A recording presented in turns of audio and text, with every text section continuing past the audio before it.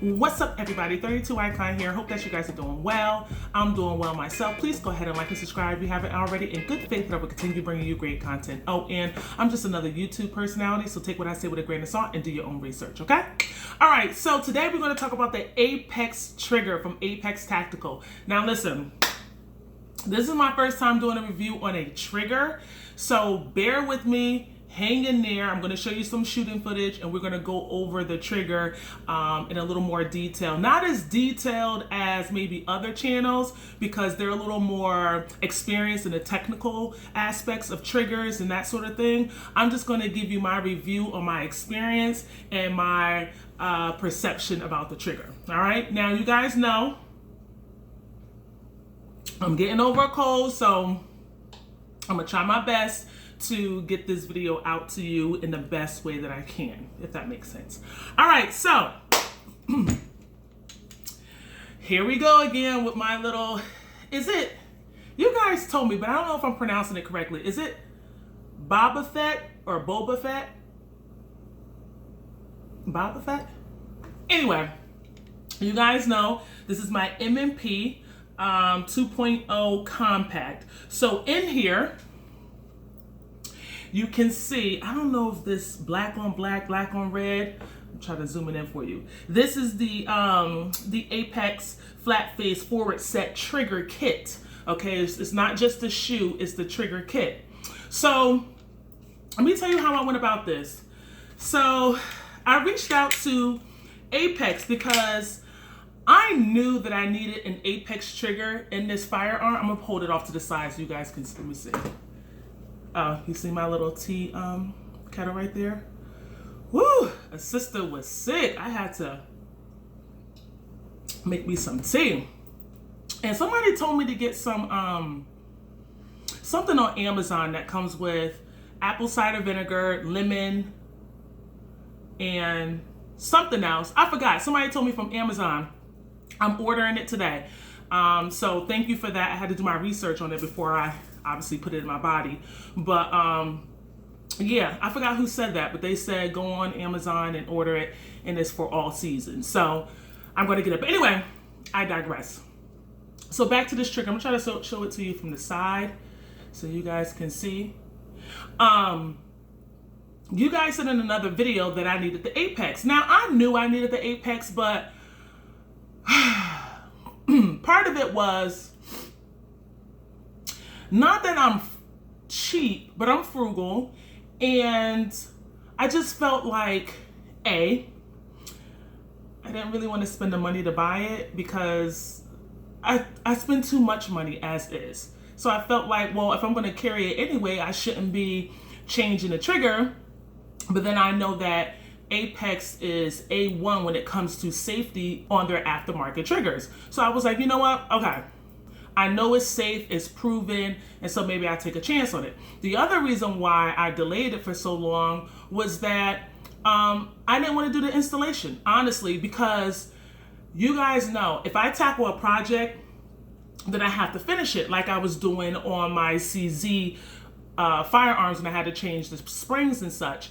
And it was a bear to do. And I was just like, oh my God, I don't want to pay somebody to do this, but I have paid people to do certain installations. Not a lot, because I've done a lot myself. But little things that give me a headache, I'm like, I can't, I won't. So I felt like this was going to be another headache for me to install it. But Apex put up videos that you can watch to help you with the installation. Also, what they did was, other channels that have installed this also have installation videos. Some might be up there, but YouTube is tripping, so a lot of content creators pull their installation videos down. But Apex has it up there on YouTube as well as on their website. But I saw that video and I was like, nope. Absolutely not. I'm not going to tackle it. Although I did hear it was easy. I wasn't in the mind frame to do it. And I'm still getting over a cold. So I was like, no. So I sent it to one of my friends at a local gun store. And he installed it for me. Let me tell you, if you do not have the Apex Tactical in your M&P, you're doing yourself a disservice. I'm so mad at myself that I didn't do this sooner. And I have the M&P 1.0 with the hinge trigger, and I'm mad at myself for not putting it in this one. So I don't know, I might put one in there. But I reached out to Apex Tactical. I was like, listen, I love you guys. You know, I have your trigger in my Glock, blah, blah, blah. And I was wondering if you guys would send me a trigger for my M&P 2.0. So I spoke with one of the marketing managers. I think he's a marketing manager. I'm not going to say his name because sometimes I don't know if they want me to say their names or not. And I didn't get permission prior to. So from now on, if I don't get permission, I'm not going to say it. But anyway, I spoke to the gentleman. And he said, absolutely, I'll send it out to your channel. I said, yes, thank you. And when they sent it, I'll show you what they sent it with. They sent the packet, and they sent a sticker and a rubber morale patch in your packet when you purchase the kit. So they sent it to me. I had it installed. I went to the range, and I've been meaning to get this video out, I don't know, like last week or the week before, but I was sick. But let me tell you what comes in the packet. All right, and I'm gonna read it because I don't want to mess it up. But basically, you get, obviously, the trigger shoe itself, right? And then you get sear springs and trigger return springs. You get 2 of each. One is for heavy duty, one is for carry. You get the striker block, you get the forward set sear actuator, you get the slave pin, and that helps with the installation of the trigger return springs. And so with all of that, and you can go on their website and see which pound you want to set your trigger pull at. And there's like, they'll give you several different options. There's a carry option. There is a competition option. There is like, if you want a heavy pull, there's an option for that. And they'll tell you which spring to put in your firearm. Now, with the kit, I'm going to read it again, make sure I got it all correct. It reduces the overall travel by approximately 40%. Now, I will say this before I move on. The 2.0 trigger is a little more, I'll say it has a better feel than the 1.0. This one has a little more grit and grind to it, but there is a lot of take up. All right. The 2.0 is kind of the same. It's a little better, but it's still a lot of take up. All right, here we go. To the wall. All right. And here's a reset. All right. It kind of throws your finger out there. So, with the M&P, and I'm going to show you this in a second, it reduces a lot of that over travel by 40%. All right, it reduces the pull weight by 2 pounds, and we're going to get to that. It has a crisp break, a smooth uptake and reset, which it absolutely does. It reduces, obviously, the overall travel. I told you that before, and it shortens the reset length. Also, very important what it does. Okay, so I'm gonna try my best to show you this. If you look at the triggers, see how far back this trigger is as opposed to the apex. It's a little far forward. So this is set back further and this is forward in the trigger guard. So if you have long fingers, large hands, when you wrap your finger around this trigger, the factory trigger, and again, I don't have the trigger on my M&P obviously because I had the Apex installed, but it's pretty much the same thing. You'll wrap your finger around. A lot of people, you see how much finger that is? Now, I don't wrap my finger around that much because I was watching Travis Haley and he was saying use the pads of your fingers. So I'm used to using the pads of my fingers. But look how much that sticks out, right? Because I have really long fingers. And that's for a lot of people. Even with the average size fingers, you feel like because it's so far back, you feel like you have to wrap your finger around like that so that it's comfortable. But with the Apex trigger, because it's a little forward, I don't have to wrap as much. All right. And yes, my finger still sticks out. It's hard to see on camera, but I don't feel like after I shoot several times that my finger is going to wrap like this. Never once does it do that. And I'll show you while I'm shooting that it might be hard to see because when I shoot, my right hand, when it wraps around the firearm, you can barely see my trigger finger on the shoe. But I'll try to show you as much as I can, but you'll see that I have the pads of my finger on the trigger. And so not once is my finger coming around and curving or hugging the trigger. But let's get into this trigger. So I'm doing a lot of talking. All right, obviously this gun is unloaded. All right, here we go. I'm gonna try to show you the best way possible. All right, so we talked about, I feel like, can you guys see that? Okay, there we go. All right, so here we go. We talked about reducing. Look, that's it. That's the take up. And you have the safety lever here. So when you go ahead and put your finger pad on it, it recesses back into the trigger shoe. Okay, it recesses back. And of course, if I try to pull it on the other side, or if I try to pull it on this side, if that safety lever doesn't recess back, it's not gonna pull. All right, so here we go. That's the take up. That's it. I'm at the wall. Ooh, woo! Listen to that break. Here we go with the reset. Now this reset is short, so here we go. Give you a good angle. There we go. Ready? That's it. That is the reset. I'm already at the wall. Here we go.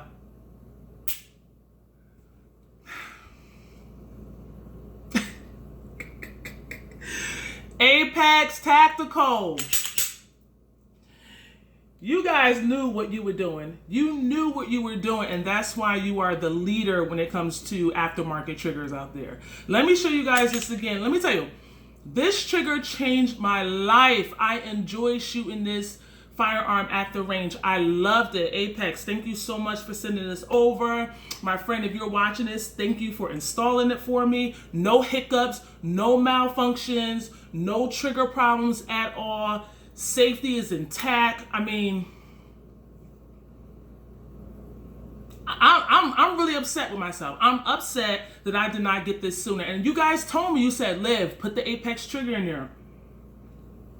And I was like, yeah, I'll get to it. Man, am I upset with myself. But listen, that's all in the past. I'm looking forward to the future. Let me show you guys this again. Let me give you a little, okay, there we go. Boom.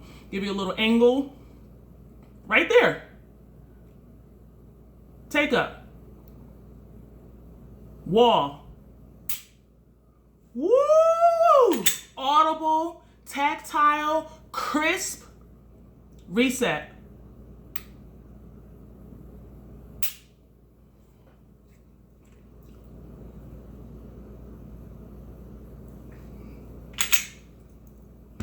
All right, I'm about to end this video because honestly, I don't know what else to say. I really don't know what else to say. Listen, this Apex trigger comes in for the M&P. It comes for the Glocks. It comes for the FN 509. And by the way, I might need one for my FN 509 because that factory trigger is a little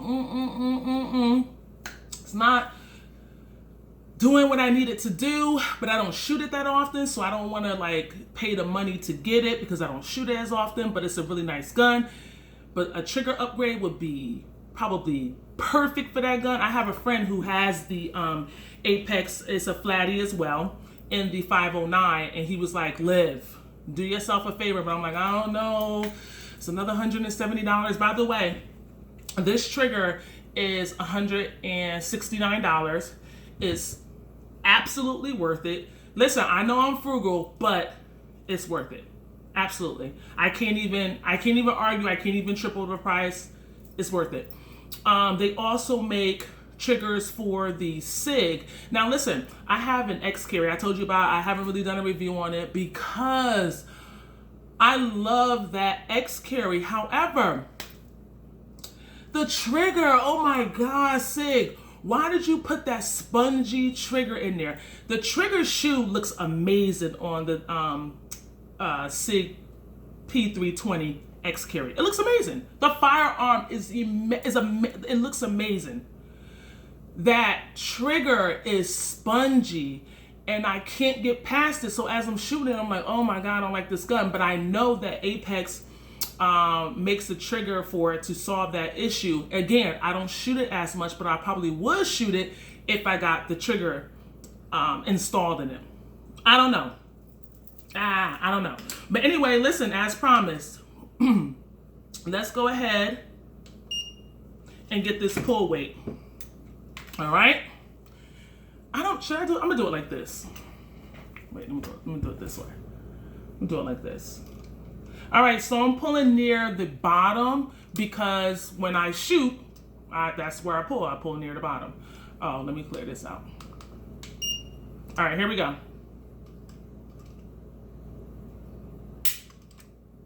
All right, 2.1 ounces. Oh, crap. You guys see this?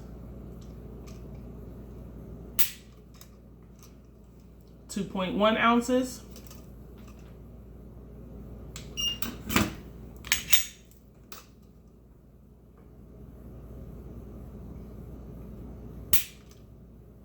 .7 ounces for an average of 2.1. That's what my reading says. My Lyman pull gauge. Anyway, for me, the springs that I have in here is basically for the range. I could carry this, but because of everything that I've done to it with the Cerakote and the light on it, I probably will not carry this. Lately, I have been shooting, I'll show you some video on this. My Glock 19 Gen 5 MOS.